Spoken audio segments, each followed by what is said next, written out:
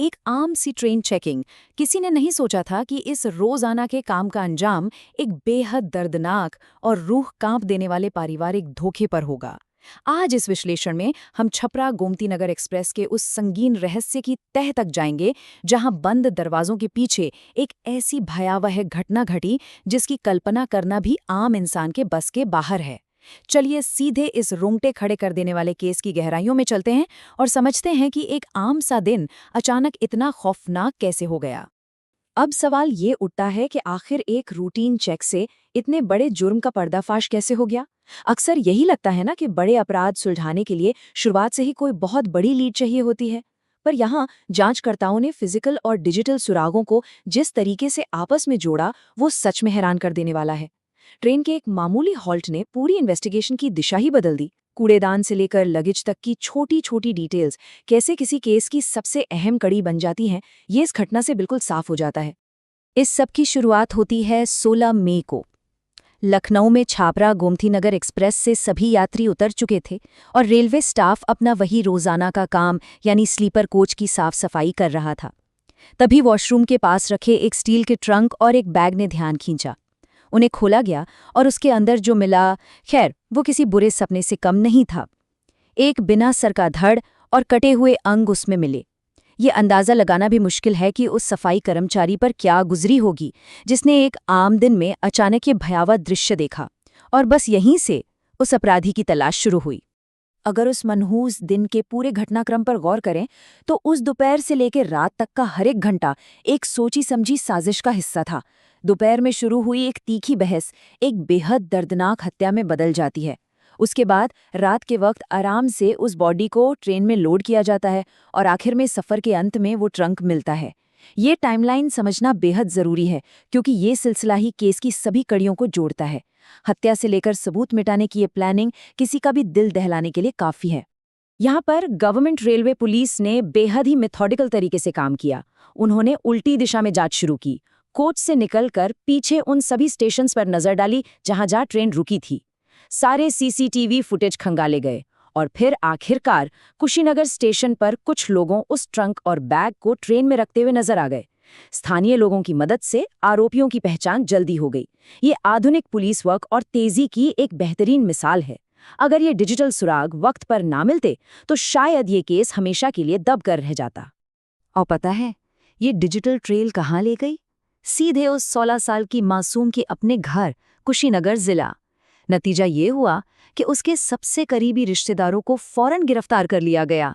इनमें शामिल थे 48 साल के उसके पिता विज्ञान, जो एक ई रिक्शा चलाते हैं, 55 साल की बुआ नूरजहां और 53 साल के फूफा मोजिबुल्ला।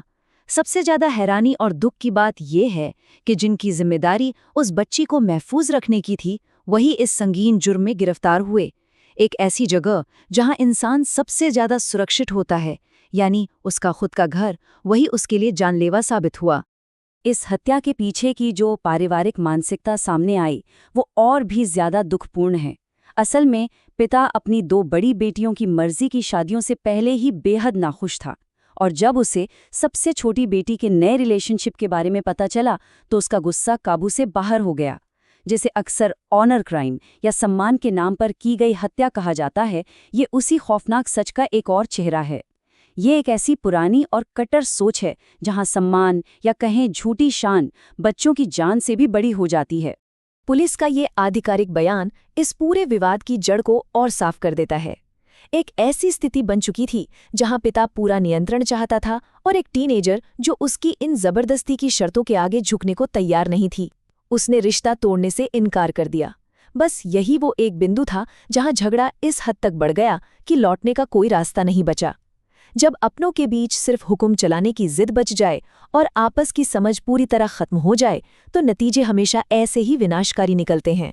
16 मई की दोपहर की जो सच्चाई धीरे धीरे उभर कर आई, वो वाकई लहू जमा देने वाली है। पुलिस के अनुसार उस दिन पिता ने गुस्से में आकर एक गड्ढासा उठा लिया। ये खेती में इस्तेमाल होने वाला एक बहुत ही तेज धार का औजार होता है। उसी वक्त वहां उसने लड़की की हत्या कर दी और फिर उसी औजार से शरीर के टुकड़े किए। एक पिता गुस्से और अहंकार में इस हद तक अंधा हो गया कि खेती का एक आम सा औजार अचानक एक खौफनाक हथियार में बदल गया। उस वक्त उस आंगन में कितना डरावना माहौल रहा होगा, ये सोचकर ही सहरन होती है। इस इन्वेस्टिगेशन में एक अहम पॉइंट ये भी निकाल कर आया कि उस वक्त घर पर मौजूद कौन-कौन था। हमले के वक्त पिता, बुआ और फुफा वहां थे और इसी वजह से इस जुर्म में उनकी भागीदारी साफ सामने आती है। दूसरी तरफ लड़की की माँ और 2 छोटे भाई उस वक्त घर पर नहीं थे। ये छोटी सी डिटेल इसलिए ज़रूरी है क्योंकि इससे पता चलता है कि अचानक गुस्से में उठाया गया ये कदम धीरे धीरे एक सोचे समझे षड्यंत्र में बदल गया था। घर के बाकी सदस्यों का शामिल होना ये बताता है कि हत्या के बाद बॉडी को छुपाने की साजिश सबने मिलकर रची थी। पर इन्वेस्टिगेशन अभी पूरी तरह खत्म नहीं हुई है। पुलिस अधीक्षक रोहित मिश्रा के इस बयान के मुताबिक अभी भी तलाश जारी है। आरोपियों का दावा था कि उन्होंने सिर को एक पास के तालाब में फेंक दिया था। पुलिस लगातार वहां सर्च ऑपरेशंस चला रही है, पर सबूत का वो हिस्सा अभी तक नहीं मिल पाया है। कानूनी कार्रवाई जब अपने अंतिम चरण में पहुंच रही हो, तब ऐसी किसी अधूरी कड़ी का बच जाना पूरे केस के नतीजे पर बड़ा असर डाल सकता है। उस आखिरी सबूत का मिलना अब इस मुकदमे के अंजाम के लिए बेहद मायने रखता है। इस पूरे विश्लेषण से एक बेहद कड़वी और उदास करने वाली सच्चाई सामने आती है। सामाजिक दबावों और कंट्रोल जताने की इस जुनूनी चाहत के चलते पारिवारिक रिश्ते किस हद तक तबाह हो सकते हैं, ये सच में डरावना है। ऑनर क्राइम के नाम पर हुए ऐसे जुर्म सिर्फ टूटे हुए परिवार पीछे छोड़ते हैं और एक बहुत बड़ा सवाल खड़ा करते हैं कि आखिर किसी की जिंदगी पर इस अत्यधिक नियंत्रण की कीमत क्या है। जब सम्मान और अहम इंसानी जान से ऊपर दर्जा पाने लगे, तब एक मासूम जान का जाना, किसी परिवार का पूरी तरह तबाह होना, ये एक समाज की सबसे बड़ी हार होती है। ऐसे में आखिर में बस यही एक सवाल जहन में गूंजता रह जाता है। घर की उन 4 दीवारियों के अंदर पनपने वाले इस हिंसा के सिलसिले को रोकने के लिए आखिर हमें क्या करना होगा? समाज उन जानलेवा अपेक्षाओं और पुरानी सोचों को कैसे जड़ से खत्म कर सकता है, जो अपनों के ही हाथों धोखे का कारण बनती हैं? ये एक ऐसी चर्चा है जो किसी एक की नहीं, बल्कि पूरे समाज के बेहतर कल के लिए बेहद जरूरी हो चुकी है, ताकि किसी और मासूम को अपने ही आंगन में इस घिनौनी सोच का शिकार ना होना पड़े।